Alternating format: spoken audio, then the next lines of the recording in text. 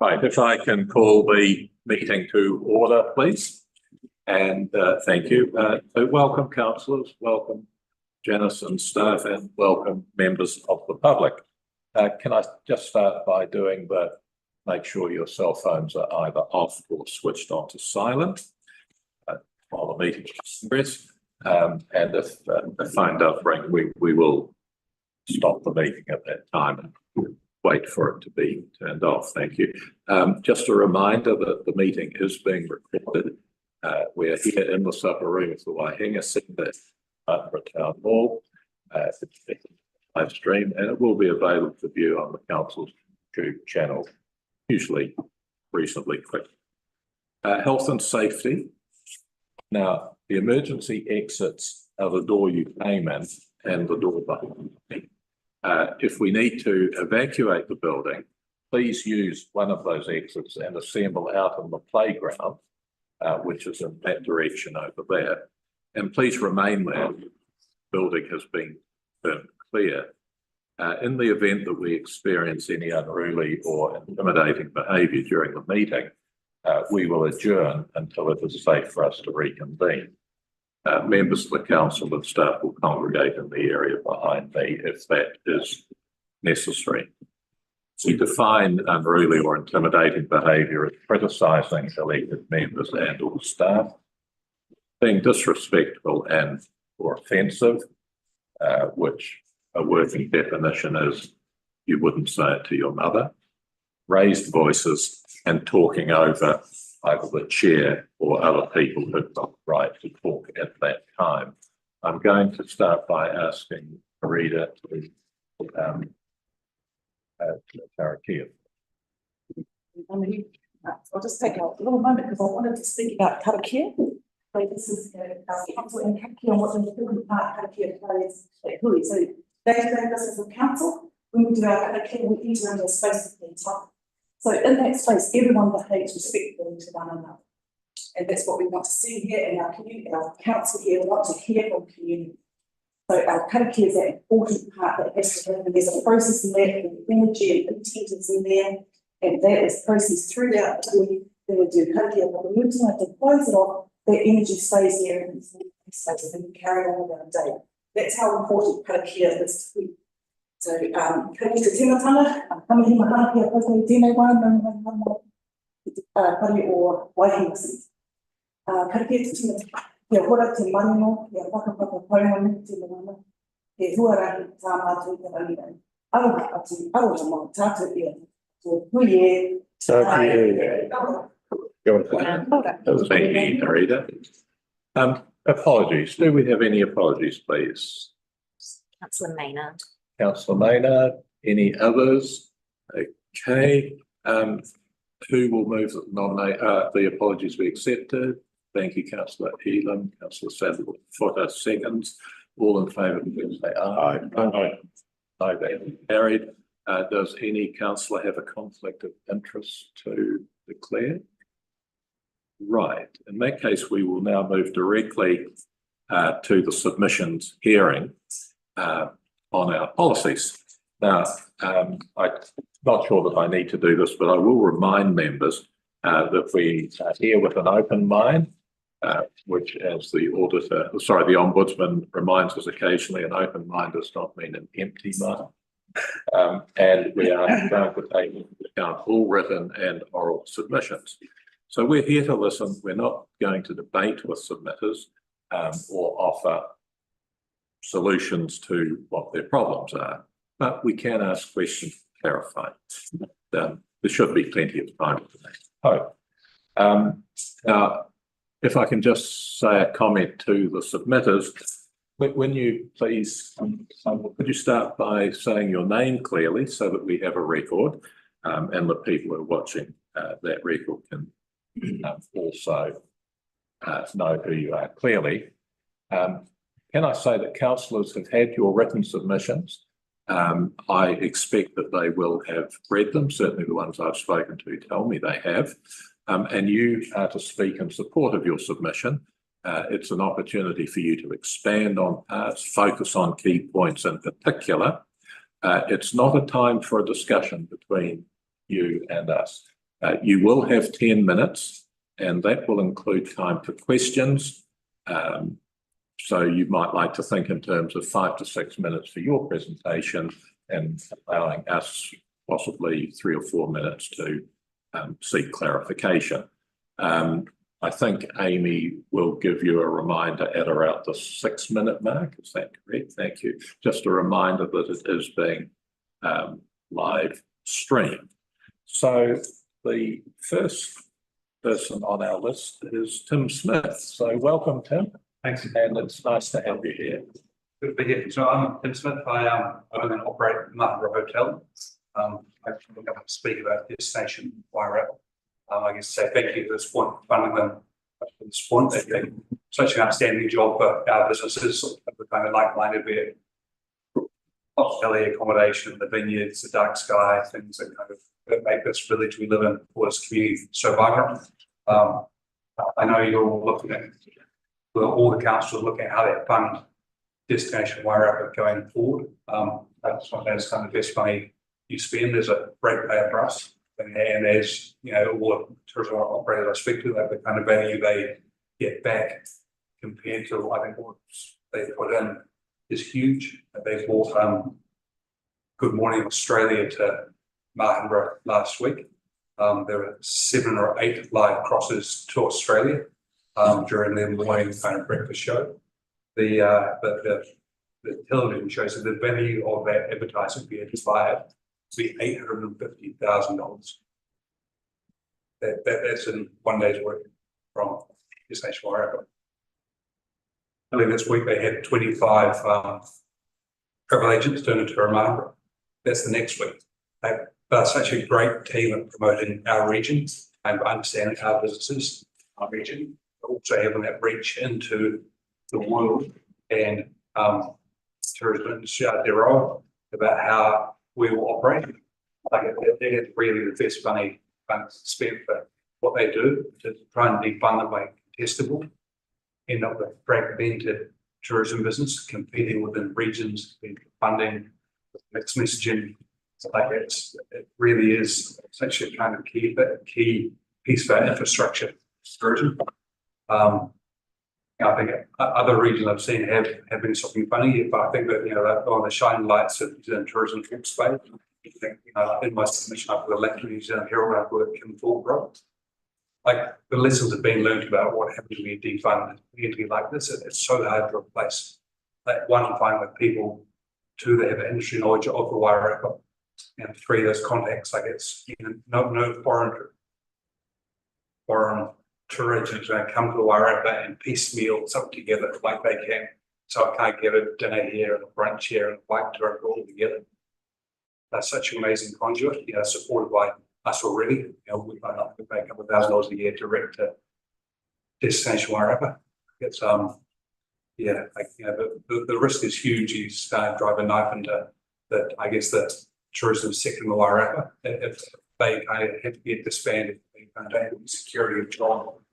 I can see why they may like it's yeah, I guess yeah. I just think that's so important for this region to kind of get, you know, and people say it has tourists that come here, it's not the ratepayers. I think there's a, you know, understand that we will live here so vibrant without tourists, without that infrastructure. Just think about what might close because it can't be supported just by local tourism. But we will enjoy it because it's here for everyone. But it's it's such a cheap cost relative to that payback. Any questions? Thank you, Tim. Yes, I've got Councillor Plummer. Yeah, thanks, Tim. I think everybody agrees with your sentiments. I'm really interested, because you're in the business, could you give some comment about what see as an effective way to fund this going forward? I status quo would be great. Okay, I'm rewording something out. All ratepayers pay into this fund. Yep. Do you feel that's a fair way that businesses get this funding from all ratepayers who some just live here and perhaps work outside or whatever? Well, I think that's with all things. Like there are people who pay for parks, they use park. Like, isn't that, there's always a going to take a rate. It's like, you know, something that kids pay for the parks because of grandparents want to use them. Okay, cool. Yeah, like I think there's a, you know, there's a net benefit everywhere. Councillor Olds. Thanks, Tim. Just refreshing my memory, looking through your submission there, you highlighted one of your cost centres being sort of pan tax to some extent. Oh, I'm not, yeah, I'd rather not speak about that one, but Sorry? I'm sorry, I'm not, I'm just speaking about that. I'm happy to speak about that one, but Oh, well, you've, yeah, I have some, yes, and you've highlighted Destination Wairarapa, which is, obviously the tourism sector, but did raise that in your submission there, and I'm really curious to know whether or not you've sort of got an acceptable solution other than charging extra for commercial tax on toilets. No? Are you finished? Sorry, councillor. If you'd like to answer, councillor. Yeah, I've just, No, so I've got a question. And then I'll ask. yeah.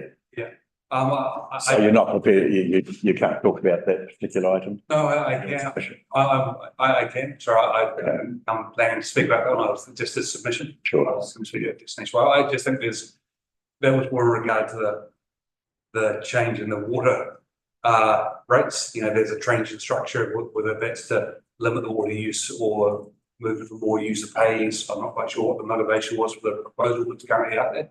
But I just wondered whether it should be more holistic about the user pays, because obviously the pan tax. Sure. Is, you know, we have, I think 25, 29 loos, the occupancy of 70%. Yeah. And the maximum people in that room can be 2. Yep. Compared to a house that has a loo, it has 3 bedrooms, but have 5 people and it's full 360 nights a year. Sure. Yeah. Like it's a be tweaking the system, but kind of water. Yeah. Maybe you should look at holistically, but you know, consistent, you know, across the Yeah, no, that's fine, that's great, thank you. Councillor Bosley. Thanks, Ms. Connolly. Okay, thanks, Tim. You mentioned in Waikato they defunded tourism there. Be able to expand on what happened with that? Well, I think in Hawke's Bay, I think Hawke's Bay is a bigger example. I can speak of that. Hawke's Bay didn't have an RTO. They had 2 district councils. They had industry bodies. They had grape growers, and kind of Graham Avery got them all together around a table and said, you know, this is kind of a very inefficient way to do it. You know, tourism needs 3 things: it needs private sector involvement, it needs funding, it needs unified support. You know, and they neglect great brand cohesion, the collective buy-in, and consistent promotion, and it gave me the ability to plan long term. You know, he phrased this when they looked to fund it in 2018. He's called defeating, snatching defeat, the jaws of victory. You know, it kind of built this entity that's amazing. There's always wonderful things, and if you break it, you know, that kind of spoke about the risks of great self-interest. Like as it goes to some type of contestable funding, it'll just get diminished. And you know, businesses are reluctant to give time, energy, and effort into something where they don't really know where it goes. Yeah, like they haven't defunded it yet. I don't think Hawke's Bay, but you know, they're having the same discussion as you. But I just think it's, yeah, there's so much cohesion they bring into our industry that can't be done by, and we're very similar to Hawke's Bay, you know, with 3 councils, 3 towns in one region. You know, there's already business associations, there's the Greytown Retailers Association, the Agam Drives. Like it'll just end up this mishmash of no messaging. We'll kind of lose the ability to bring in foreign tourists cohesively. Yes, Thank you. I seems Councillor McCauley, you have a question. Yes, this is a little bit of a side issue, but yes, I do know how much good work Destination Wairarapa does. And I probably should declare, I don't know if it's a slight conflict of interest in my late husband used to be the chair of it, so I'm quite a lot about how it works, but I don't know how you feel, but I sort of feel it's a pretty good example of how Wairarapa can work together without being amalgamated councils, that it's really, because would you feel that the extra weighting of the larger areas doesn't come through and bias the decision? No, it's like, I think everyone has a little bit of bias between Margaret and Greytown, but between councils, it seems very fluid. Like it's, I think it's more of a Margaret Greytown thing because we're so close and it's always kind of been a little bit of competition. But I think between councils, it's Works really well. yeah, like it's like that's such a good bunch of people that care so much about our region in totality and promoting it to the rest of the country. And as you say, so much knowledge in terms, they know every bike tour, every cafe, every. Good.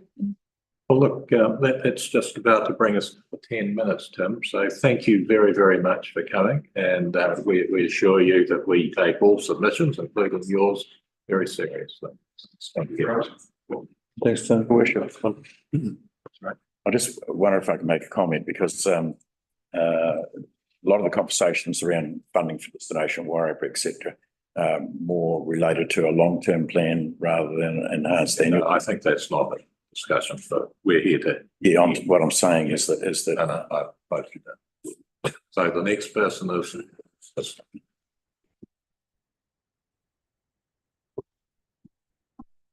Morning. And I know that. you know the rules? Yes. Okay, so you have 10 minutes. Amy will find you been told at 6. We have read your submissions. Thank you. So my name is Louise Lister. I am a resident who is directly affected by the target rates for water use. And I am going to address 2 points, which is how much to spend on water services and where to find the money. I also have some points I could make on where to conserve your cash in this annual plan and how to distinguish between affordability and inability to pay. And I have ideas on how we could more effectively as a community address that sector of the community with who have an inability to pay their rates, because I'm conscious that that is actually top of mind for councillors, indeed for a sector of the community. So having said that, how much to spend on water services? Well, although it's not stated in the documents, I think that if you were to go for option 3, that would, on a household basis, result in quite an eye-watering increase in rates. Having said that, that is the option, after much consideration, that I prefer. I think anything less than option 2 is setting the council and the community up for failure. Because we might call it Wellington Water, but in fact they're part of our whānau too. They could easily be our employees that have to come back to council and say, listen, you've given us an inadequate budget. Every year we come and tell you you give us an inadequate budget, and then you turn around and complain when we, or raise your arms and complain, but throw your hands up in the air. So I think anything less than option 2 is just more of a stuff. I also think anything less than option 3, which is the critical investigative work, is just kicking the can down the road again. And I fully understand why you feel compelled to do that, but it's no different from the problem that every other councillor has faced. So I don't support the wait and see what the government will do. I support is doing as much of that investigative work as the funds that come into council will allow. And that will mean a prioritisation. So I do encourage you to be forward-looking and financially prudent in your approach. And if not this year, then what will be the problem next year? You know, there'll be another reason next year, another reason next year. So strongly in favour of option 2, knowing that that will have an eye-watering impact on my rates in terms of hundreds of dollars. I accept that. Just as I have to accept insurance costs rising, just as I have to accept that my retirement funds, my retirement savings will be for paying my rates and insurance. I accept that. I accept that that's the society that I live in. Where to find the money? Well, to use a crude saying, which I actually don't like, but I'm going to use it in this context. You don't ask, you don't get. If you don't rate for option 3, then you're missing out on a huge pool of funds from that sector of the community that has, myself included, that will pay the rates. Yeah? There's a huge pool of funds of people who will pay the rates, albeit they will, not be happy about it, but they will pay them. And that's the consequence of the decision that you're making by using how many minutes? 6 minutes you've had. I thought I had 10 minutes today. Yeah, you do. It's just a reminder. It's just a reminder you've got. Oh, right. So, okay, now we're into the speed part. So that's the point. Just think that if you get 20 or 30 or 40 or 60 or 70% of the ratepayers paying that additional for option 3, that's a huge pool of funds to do some of the work. Tailor your budget. You get the money from that percentage of people, use it. Increase your income, spend it on investigative work. Don't get it, don't spend it. So you can control it. Now, also, if you're adopting a cash flow funding model, which seems to make sense, but I don't have an opinion, then you don't need to have money put into a piggy bank for a rainy day. You don't need your emergency and resilience funds because you've got a line of credit for it. You've got the credit card. So you don't need to have a rate for that because you've got a way to pay for if the emergency happens. The emergency is here and now on our roads and our renewals. So rather than wait for that, I'd put that money straight into renewals for water. And if you're looking for cash, I don't see the logic in making excess water charges lower than the per cubic rate for allocated water. If you're looking for cash, you don't do that. This is not a business where you can sell more at a marginal cost. You want to get as much income as you can. And I don't think it's fair that I pay more for my per cubic metre of water than someone who comes just to the tank. We know they do it. We know there's a huge amount of water just taken from our system and taken out of the district. We don't set our prices with what other districts are doing. So long term, I think in the long term plan, there are some mechanisms around cost structures. I would have a connection fee for those that can connect for the water, and it will be significant for the convenience of that. And I would have a high excess water charge rate. But those are mechanisms. And then the third point I could make is different ways to conserve cash. How much time have I got? You got it. Okay. We need to address inability to pay rates. You have grants and budgets where you can support community organisations who cannot pay the rates. You can have financial hardship where you write off the renewals investigative work component of the rates. For example, those that qualify for rebate are automatically given a rebate for the additional charges, okay, because they meet the criteria for financial hardship. I won't go into the details of the policy, but there is a lot that you could do that, and from a legal perspective, I can see it's very easy to see who meets the bar for financial hardship.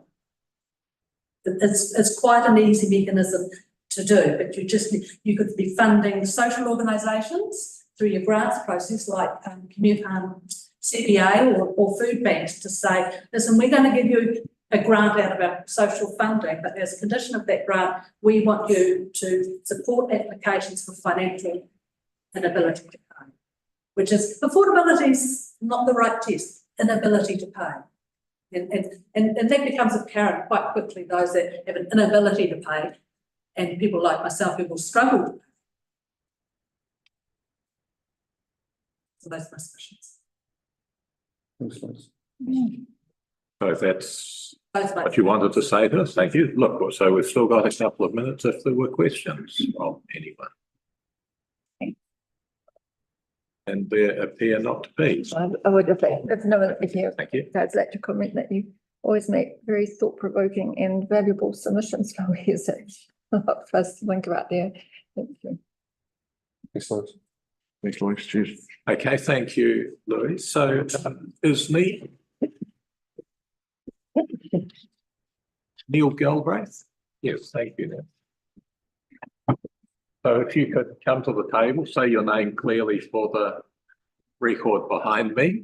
My name is Neil Galbraith. Thank you. I'm here to speak to you all on the enhanced senior plan. Good morning. I want to amplify only one part of my submission. If you would just take a seat, that would. Could you take a seat, please? Thank you.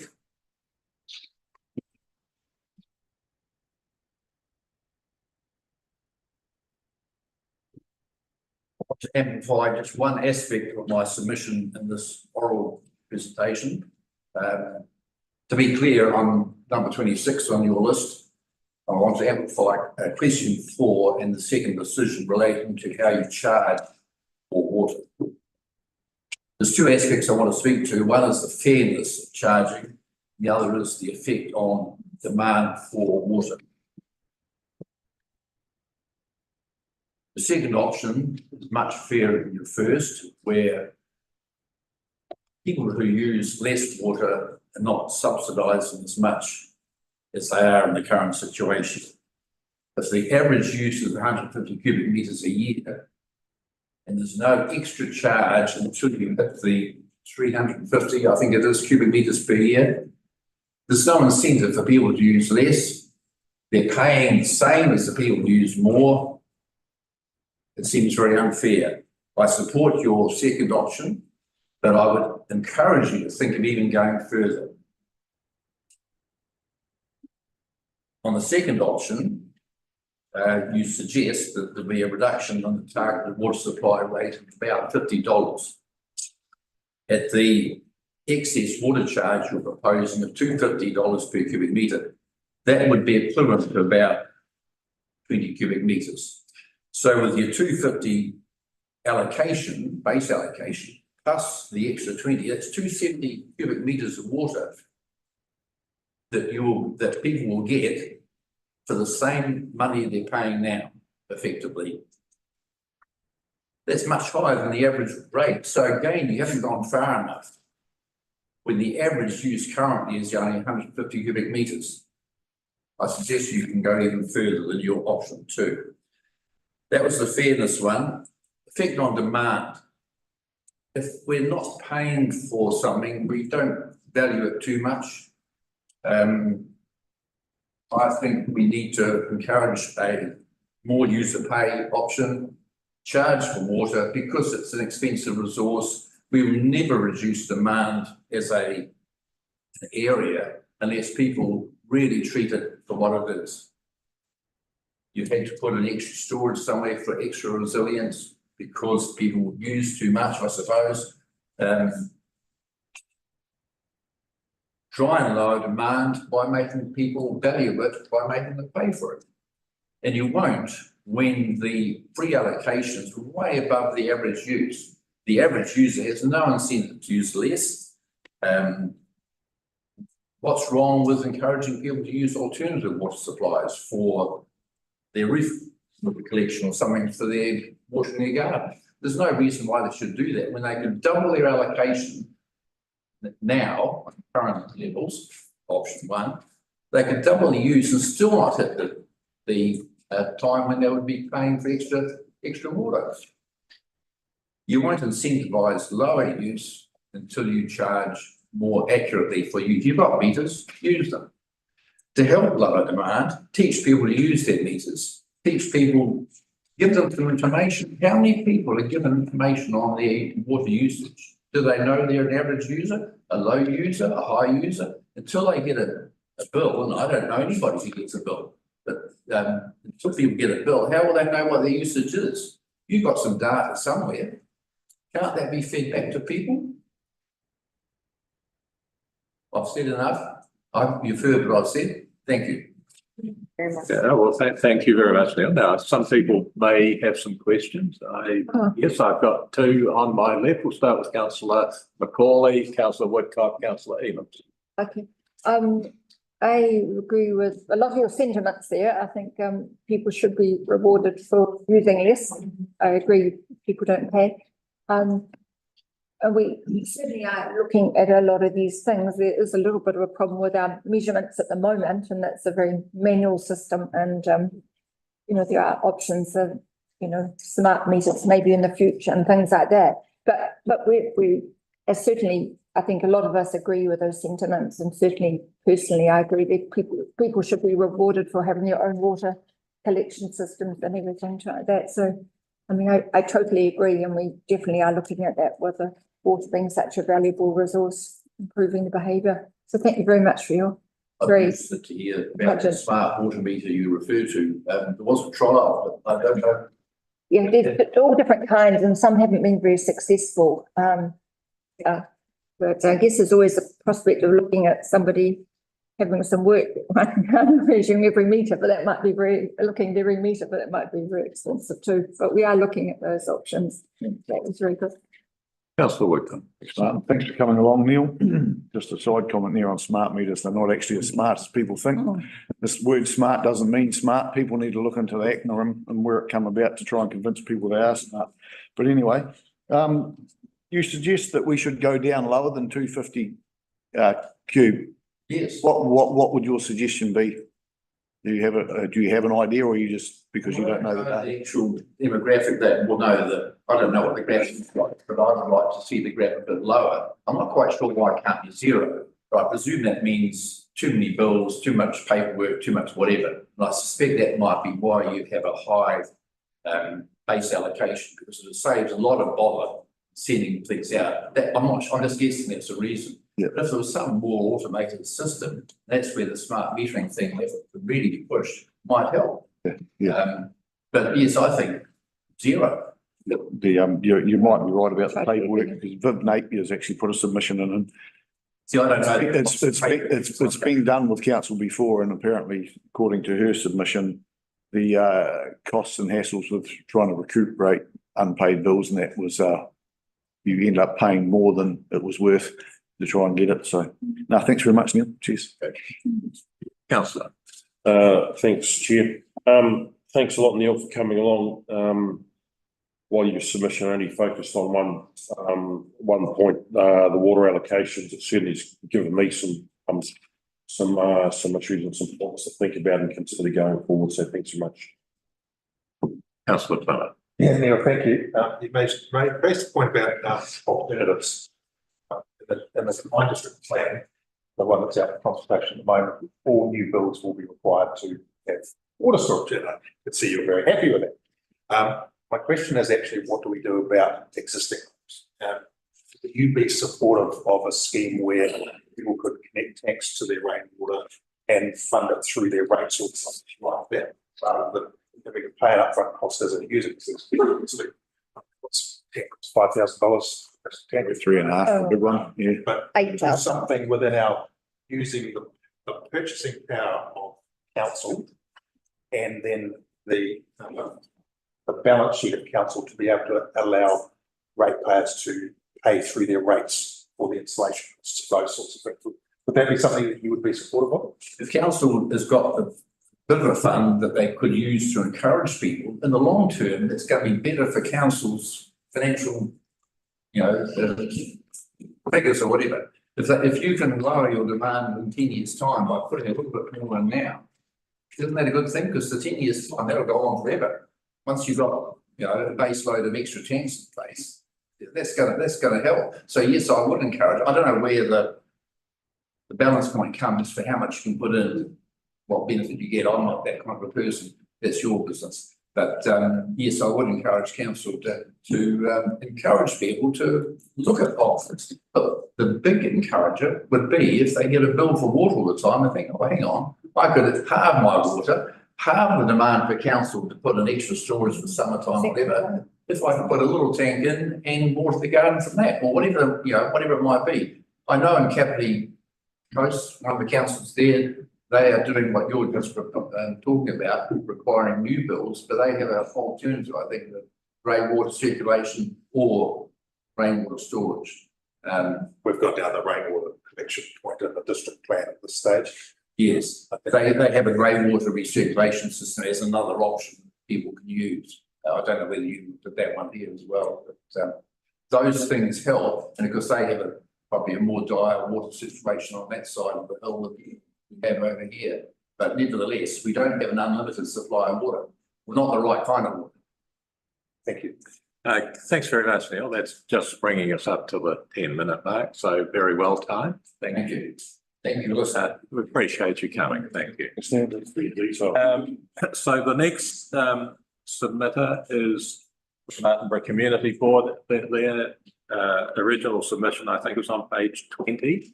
So is 33 was Brad. It's not coming. It's not coming. it's not coming. So again, if you could, for the camera, if you could say who you are, and thank you for coming. So, Storm Robertson from the Martinborough Community Board, Karen Craig from the Martinborough Community Board. Oh, man. Yeah, just split our presentation over 3 people. We won't take any more time than is allocated. And we're just giving it this way so you can have a different opinion of the people. Start with Mel. I'd like to talk about our wastewater and paint farm submissions into the enhanced annual plan consultation. So a matter of urgency still outstanding is addressing the non-compliance issues relating to the Martinborough wastewater treatment plant. The failure of this infrastructure has had major impacts on our community and it restricts growth. We ask council to assess whether the desludging work at the Martinborough treatment plant is occurring fast enough. If there are issues, we ask that council provide more money to overcome desludging or any other issues until we can allow new connections into the network. Martinborough community will want to see all corrective actions required by council gaining some momentum until this issue is resolved. Paint farm, the Martinborough Community Board have previously been advised that a request for the reduction of overhead and personnel charges that are currently being taken from Paint Farm by South Wairarapa District Council needs to be raised via a long-term plan submission. Now, in lieu of the enhanced annual plan replacing this, we ask that this request now be tabled for inclusion in this enhanced annual plan. Second, is Martinborough Community Board asks that a formal lease agreement be agreed for the Paint Farm and transfer station before council move forward with any plans to use Paint Farm for wastewater. So these are currently 2 existing leases that are being paid. So council holds an obligation as trustee to ensure that all leases on the Paint Farm continue to benefit future generations in Martinborough. All leases should equal the value of a similar size to farm lease in Martinborough and should increase each year by 5% minimum to take rates and their increases into consideration. And while we're on the topic of rates, the Martinborough Community Board note that there are multiple rates accounts and valuation numbers currently held against the Paint Farm by South Wairarapa District Council. As council currently pays rates on all its other assets in the South Wairarapa, we ask why Paint Farm accounts are being charged multiple times and rates across numerous rating valuations when council are currently stating that this is their asset.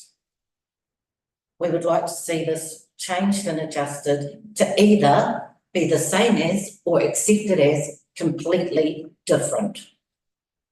Martinborough Community Board believe as more wastewater is applied to Paint Farm over years, this will decrease the future use and ability for farming. Council need to ensure that the beneficiaries of Paint Farm do not miss out from their decisions. We request that spending across our district is done in a fair and equitable manner, and the Martinborough Community Board believe that paying fair market value leases now and into the future shows goodwill to honour the Paint Farm bequest by council. Council has already paid millions to Greytown and Featherston wastewater treatment plants, and yet no outlay all money has been spent on land in Martinborough or given to Payne Farm and its beneficiaries, which is the Martinborough community at this time. These things all need to be looked into and corrected as quickly as possible. Ngā mihi. Thank you. Topic I've got to speak on is the Waihinga Bridge here. It's obviously a crucial piece of infrastructure to this town, access for tourism, commerce. It's also a resilience issue, obviously, for emergency vehicles, etc. So therefore, a big interest to the Martinborough Community Board. As it's cited, obviously, on State Highway 53, it is the responsibility for Kataha to NZTA. To get some background, I have obtained the recent structural appraisals under an OIA request from Waka Kotahi in order to be fully informed about the state of this structure. It's now over 110 years old, the bridge, so it's obviously structurally compromised. Even though I was assured in our last community board meeting that it was very sound, 110 years old. And it's compromised, especially its concrete piers where they sit in the waterways. There are other concerns about the bridge. The railings are considered inadequate and unsafe, and also the narrowness of the bridge. At present, this narrowness has a kind of an unintended upside because as it's not possible for two oversized vehicles to be on the bridge at the same time, this limits the maximum loads. It's critical also that debris trapped under the bridge in extreme rain events is cleared quickly, as this puts pressure on the structure. Ongoing maintenance work to the concrete piers is carried out by NZTA regularly. I saw a sum of $425,000 of work being done a few years ago, and in the 2019 to 2020 budget, a sum of $950,000 for maintenance was budgeted for the Waihinga Bridge. The bridge is due for replacement. It did get top of their list a few years ago, but I think all the recent disasters kind of knocked it down, but there are other priorities. And it's still due for replacement. And this existing bridge needs to be managed until this can be achieved. The latest report was supplied with the date for the new structure shows to be 2036. This does seem a bit optimistic. However, they're certainly planning for that there needs to be a replacement. So just to end this topic, what we request of the council is that good consultation and cooperation channels are maintained with WTA and that they advocate for our town to ensure that a new replacement bridge is achieved to remove our current vulnerability to failure in extreme conditions. Also, there will be the opportunity to improve the facility and provide a cycleway, for example. I've got to say. Thank you. So look, I'm just going to cover 5 topics that we've submitted. But to be fair, I'm just going to clump them all together under a tourism umbrella. So I'm touching on public access and safety, where our footpaths need constant addressing and they're just missing out on that activity at the moment. And there's some very bad footpaths we've got. Pedestrian crossings, we are working on that and want to see that work continue on that to improve our pedestrian crossings. The intersection of 53 and Princess Street, while not sitting in our bundle, something we should be addressing to NZTA to get a solution from. Tourism in general, we would like to encourage more activity and funding into the tourism cycle. And also developing cycleways and walkways surrounding our wine industry and those access areas where people are frequenting. So under the broad heading of tourism, we'd like to see the council devote more attention and money to tourism. And if I can just give an example, perhaps we could improve our communications. We were slightly taken aback when we found out that the balloon festival was not going to be funded. Now, we didn't, forgive me if I've got this wrong, but we didn't get any advance warning that was going to happen. We think it's something that is quite important to the whole area, because my understanding is the last balloon festival incorporated all 3 locations, straight down Martinborough, Featherston. And we see this as a great public service and a great public activity that we should get involved in. Perhaps with a bit of communication, the community boards may have been able to get together to perhaps add some funding within their own resources to doing that. So I'm just asking here now, perhaps we can have a bit more advanced communication. If I've missed something, then I apologise. we get some advanced notification of things like this that are happening, because I think it also happened in the museum, which we were able to correct. That it would help us to understand how we can help our community better. So it's just the communication channel that we could open. So that's the easy one. Okay, look, thank you, all three of you. I think we have 1 minute left, so that's probably one question if any councillor wish to, councillor Woodcock. Thanks, Chair. Thanks for that, guys. Storm, just that last comment about the balloon festival. It's rather interesting because I have a little bit of information on that, which I'm not going to delve into. Personally got told to me, I'm going to double check it and I'm going to come back to you with, see what I found out. Appreciate that. Because I do understand, not to do with council so much, but the way it was organised and cost structures, shall we say, but I'll just see what I can figure out. If I find anything out, I'll let you know. To your response, I appreciate that coming back to us. And if there are things we can do, maybe there are discussions we can have to perhaps corral the situation. Yep, no, cool, John. Thanks. Right, well, that brings us almost exactly to the 10 minutes, so thank you very, very Thank you for the bridge information. Thank you, guys. Cheers, guys. Thank you. So the next submitter is the Māori Standing Committee, Tēnā koe whai and Haere mai.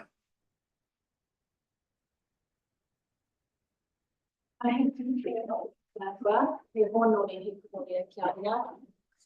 E ngā rangatira o te panaikere, tēnei te mihi atu ki tā koutou.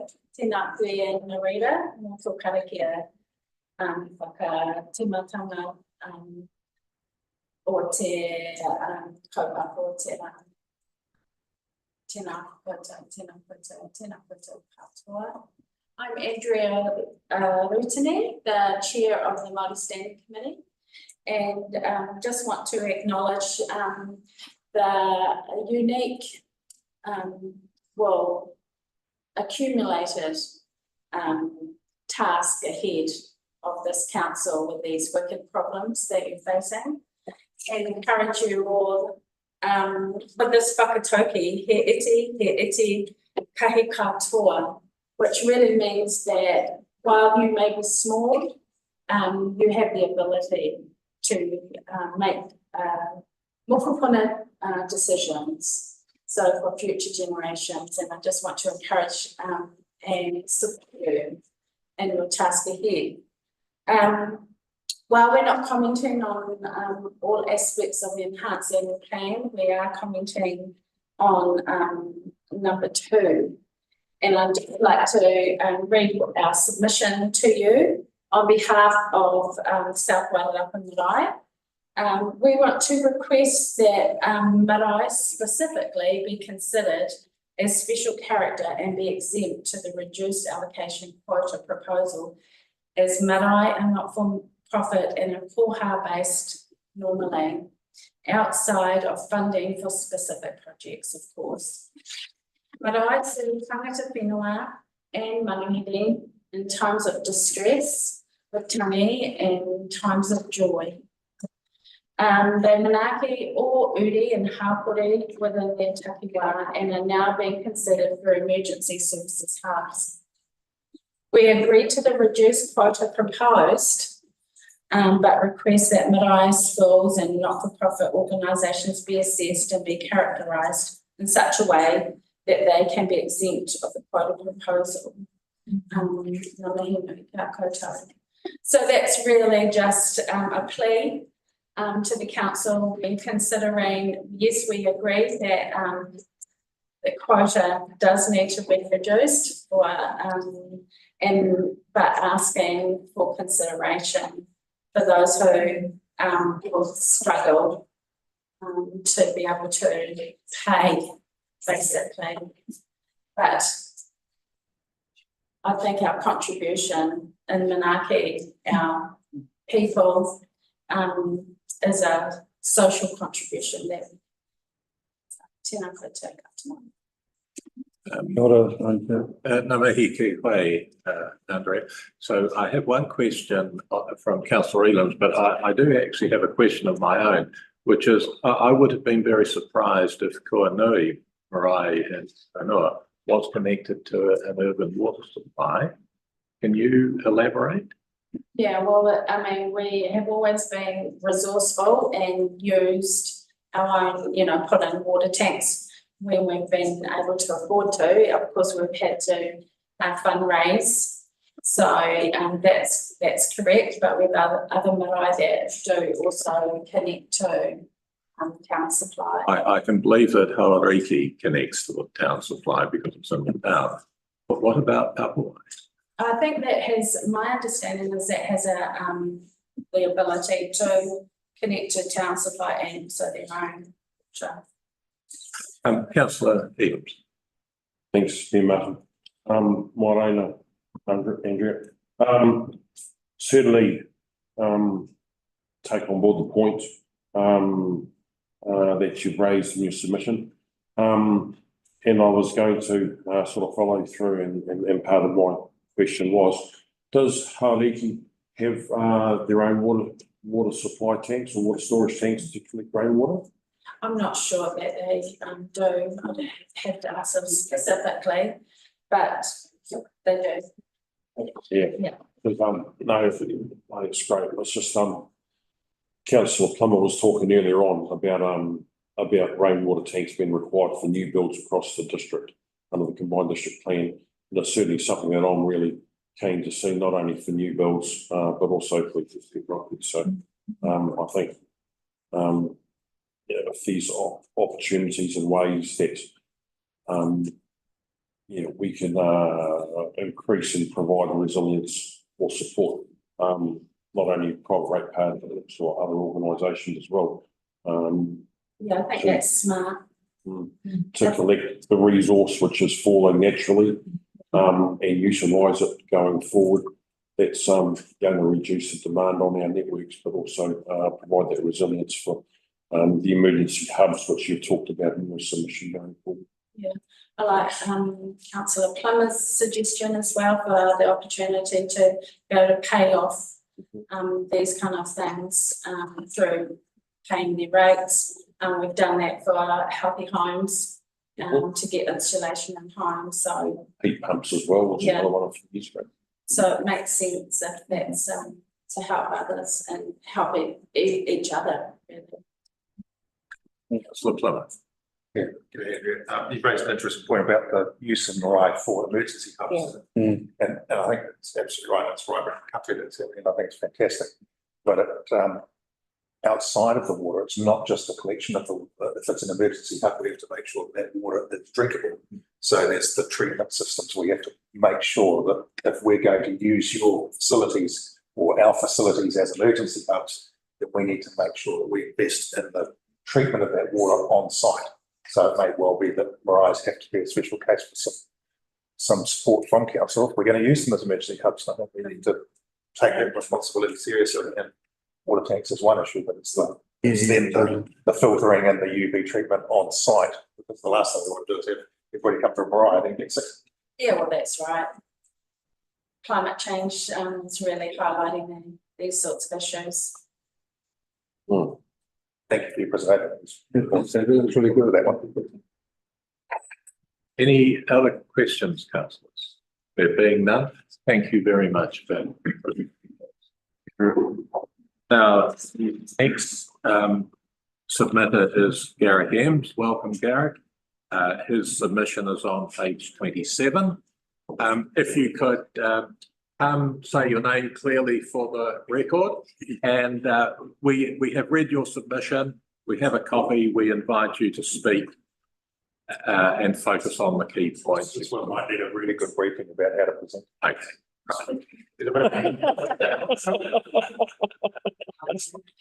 You might need a good briefing about how to present a council meeting. And you have 10 minutes. Thank you for letting me come to speak to this. I just want to, rather than highlighting the submission, I want to bring some context to the points I've raised.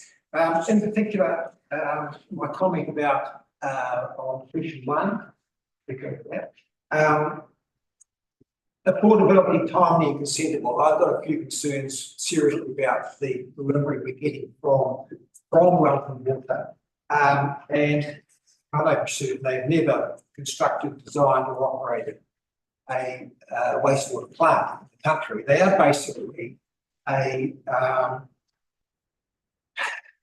their job is project management. And I think that's where we're getting confused with what's being offered and going through. The credibility is also another major concern. And I don't want to go through too much of it. I've walking through it before, but you know, Wellington Water, 7,000 serial lockups, fluoride, 2 years they included a fluoride for. We didn't know about that till after the event. Noah Point, the operation down there is all conducted by Veolia, which is a French company. They had a major inquiry in October 21.2. The result of that caused all sorts of carry on. But the contract to, and this is all public information, nothing secret, 17 million to operate it. And that's the operation cost for Veolia going through there. So my concern is that when we look at the cost for what's going to go ahead, I don't think we should be giving Wellington Water an open check. That's why I've supported the state where we are at 5 million. But I think we should be assessing those numbers and saying, what are we actually getting delivered for that? So that's all just the same comment. In terms of credibility, can I just take us back to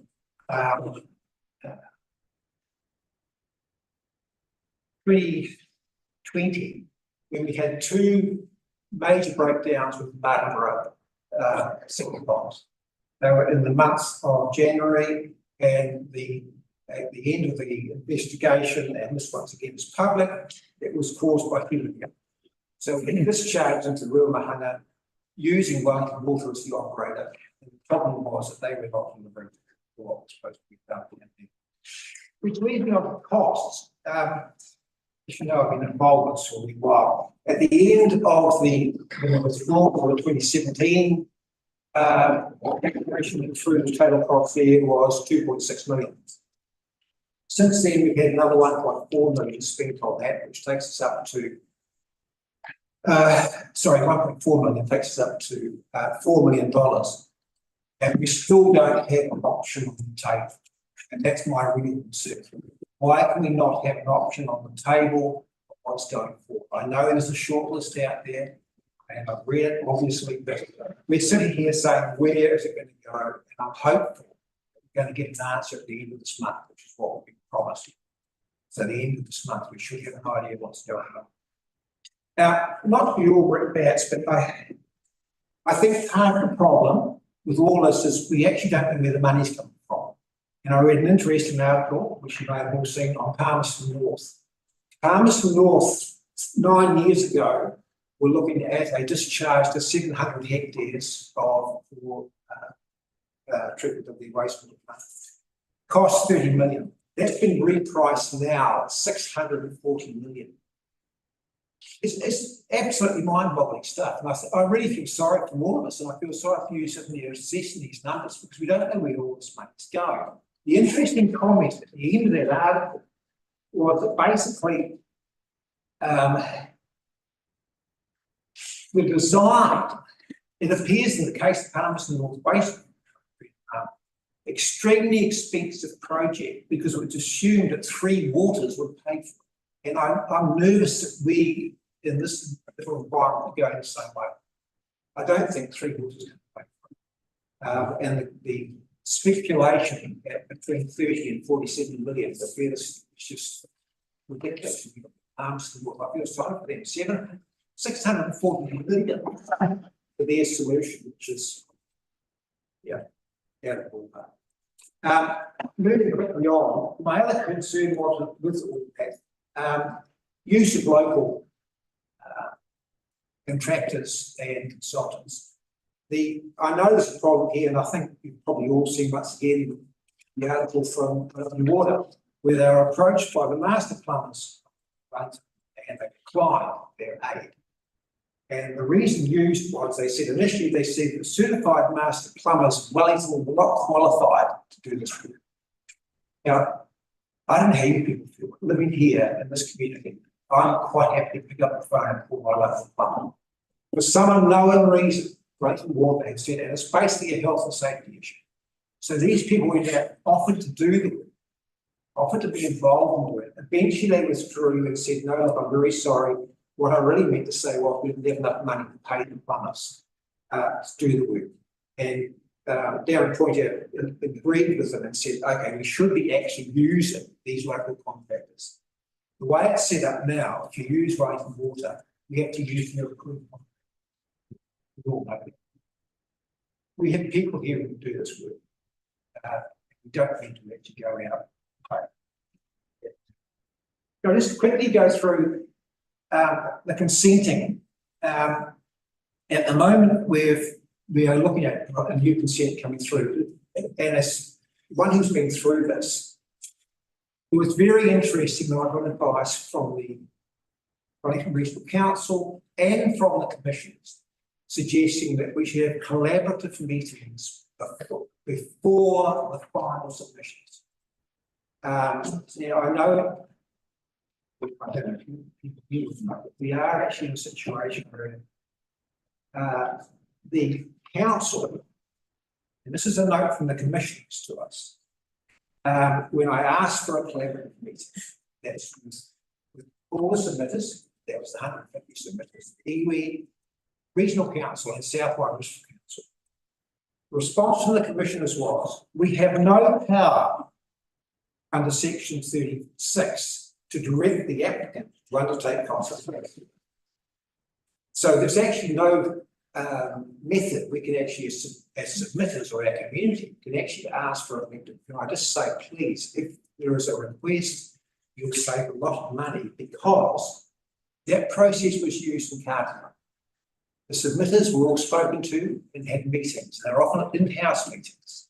As a result of those meetings, there were only 4 submissions lodged, and then they were because all the questions were asked and answered before the hearing.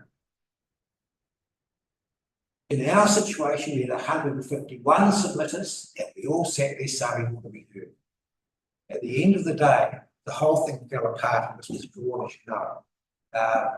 Basically, there was a mechanism there under consultation where we could actually have sat down and said, no, look, we really want to actually sit down with you, go through these points, let's get it discussed and get it off before we get there. And these are questions like, for example, I raised, you've actually got Featherston School. Can you please move it? No, you can't. It was under scope. You cannot alter the initial application. That's what I was asking. I was saying, basically, Featherston School was to the west of Holland. It's not. You just change that. No, we can't. And that's how simple it gets. Just to quickly finish off my little concerns. The targeted rating on water races and my colleague Goals down there. There was a instruction came out the 2022 that all livestock races. We're in a situation now where we're still paying water races. We cannot use 1 minute to go, Gary. Can we please go back and do that again? I know you've been through this, but we're in a situation now where we're paying. My final close is the bed tax. I'm totally supporting what's going on with Destination Wairarapa.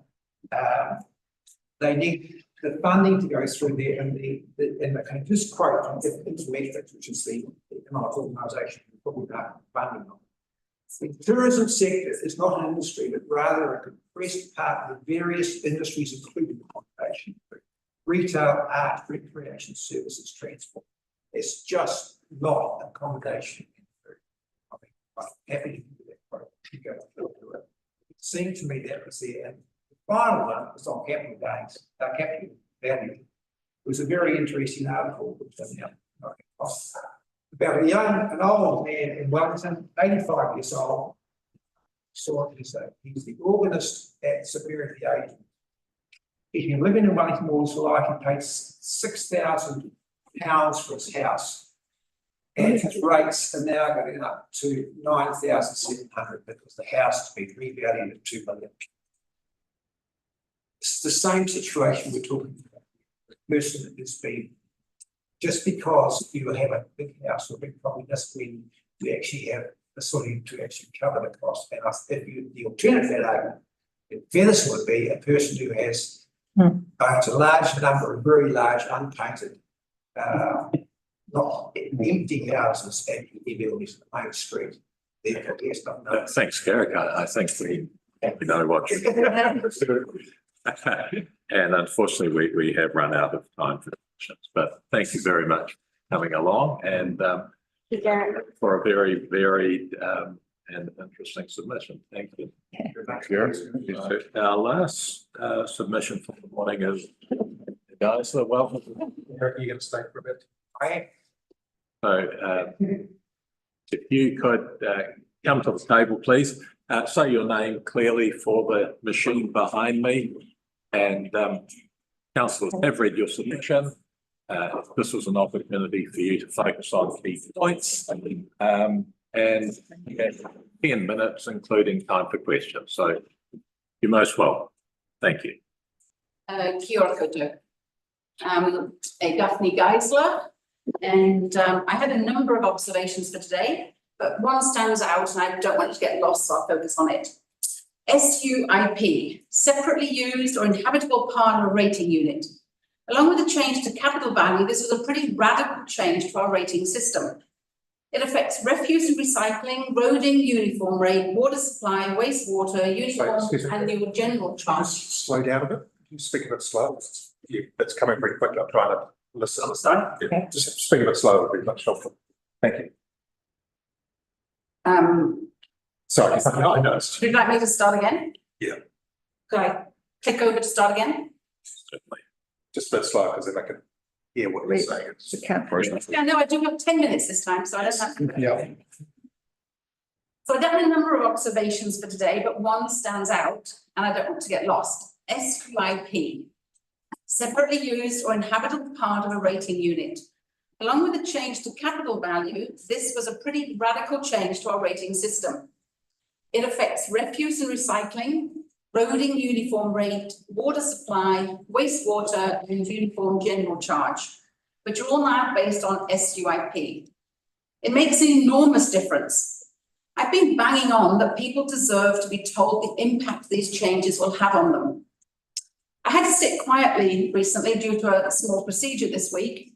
So using my QV website, your rate search and your rates estimator, and my numbers are rounded, but percentages are exact, I found 2 dwellings on a rural property, rural but with water, went from 4,000 to 7,000. That's a 76% increase. 2 dwellings urban went from 4,000 to 10,000. That's a 116% increase. A granny flat urban went from 5,000 to 9,000, 68%. Interestingly, after the comments recently, that was an $800,000 property, not a $2 million property at $9,000 rates. A shop with accommodation went from 5,000 to 12,000. That's a 122% increase.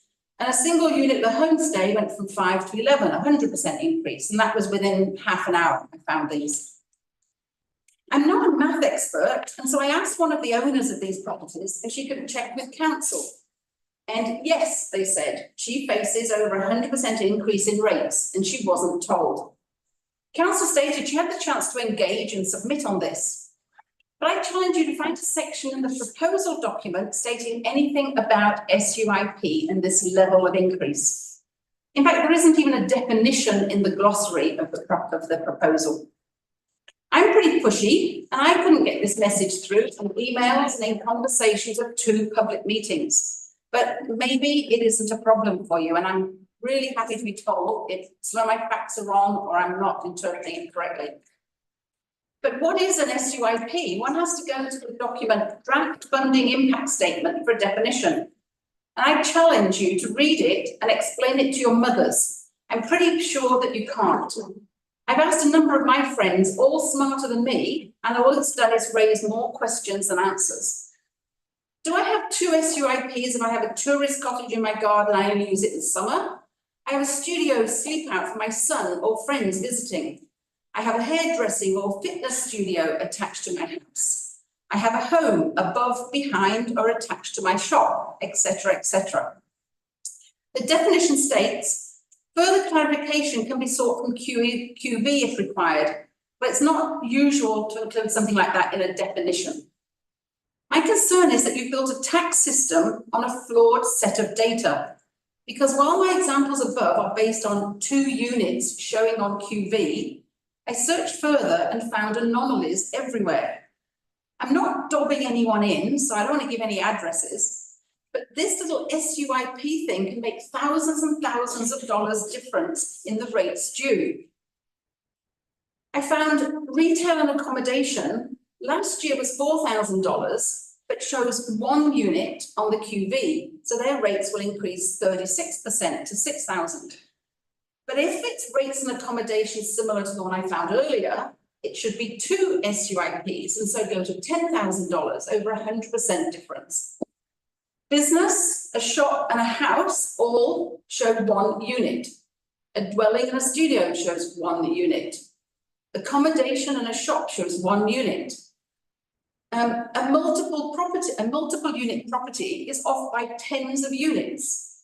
A hospitality property shows 1 unit but has multiple accommodation. Now, this is totally inconsistent, and I say I only had to sit down for a couple of hours, so this is like 2 hours worth of investigation, and I'm just concerned that these anomalies are spread much further than my 2 hour of investigation. But it also brings me to toilets. Another change not well communicated.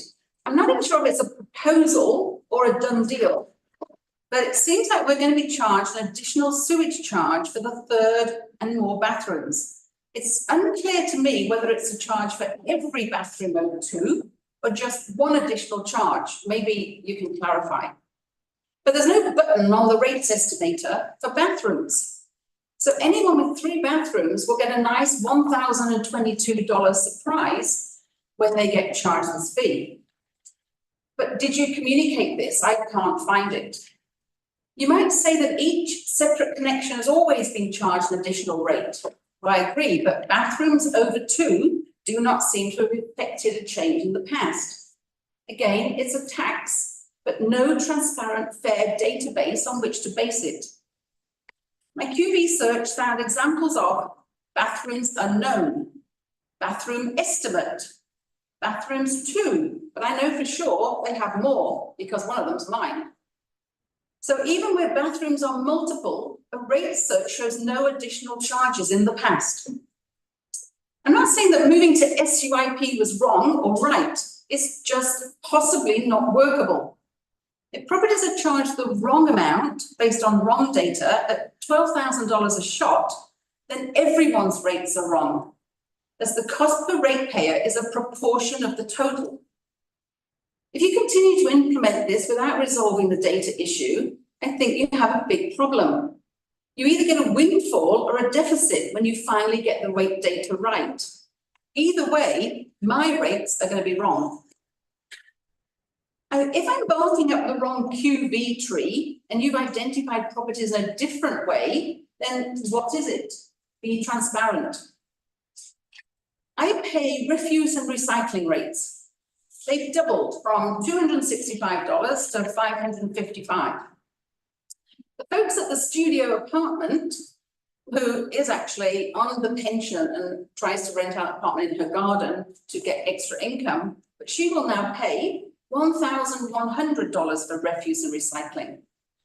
I was concerned that this is a bit of a high level of inflation, but realised that these rates are now 100% funded on an SUIP basis, only by people who use refuse and recycling. Again, I cannot find any information in the proposal document to state that refuse and recycling will quadruple for this particular situation. The overall increase in rates may be 15%, but it's not levied consistently across the board and it's not communicated consistently. Water options, just as I said, I've got a few more minutes, I just want to look at water options. At the drop-in sessions, And in fact, in written feedback, there are comments that say, if I pick option 2, it'll add 4% to my rates, and option 3, 7%. And the answer given at the drop-in was yes. Well, actually, the answer is no. You only pay if you're connected to the water system. It'll add more than 4% to your rates and double 4% if you have 2 SUIPs. Only people connected to the water system will pay, and we're not told the actual interest, the actual increase to those of us who pay. It may be considered slightly misleading to put the increase as a total rates increase.